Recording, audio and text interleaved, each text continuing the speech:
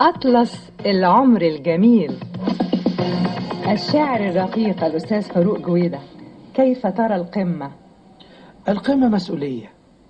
يعني أنا لا أرى الأشياء بظاهرها أو ظواهرها إنها البريق والأضواء، لا، أنا بعتقد إن القمة مسؤولية إنسان أن يحافظ على شيء وصل ليه بالوقت والعمر والتعب والمجهود.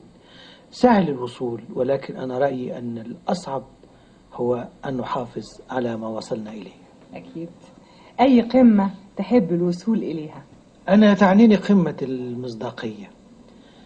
يعني أنا متهيألي ممكن إنسان يتميز على إنسان آخر بأنه أكثر ضوءا أو انتشارا أو رواجا أو إلى آخره، لكن أنا أتوقف عند شيء اسمه المصداقية.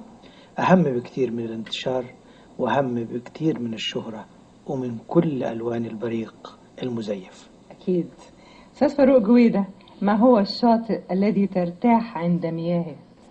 شيء اسمه الحنان، وهو في رأيي أهم من الحب، لأن الحب قد لا يحتوي الحنان، ولكن الحنان جزء منه الحب.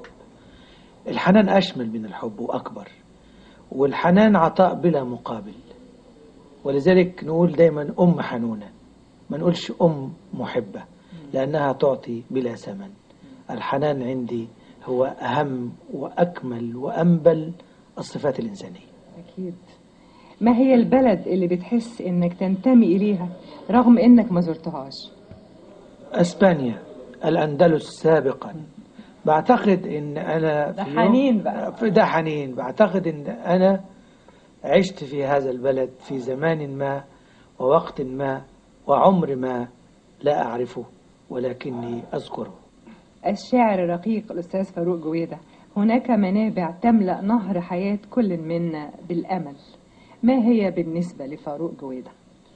كلما شاهدت طفلا هو الأمل عندي، ويتجسد هذا الأمل في عيون أبنائي حينما أشعر أن هذه الأجيال ربما تكون أكثر منا إيمانا بهذا الوطن وحبا له وتمسكا بكل شيء غالي على أرضه.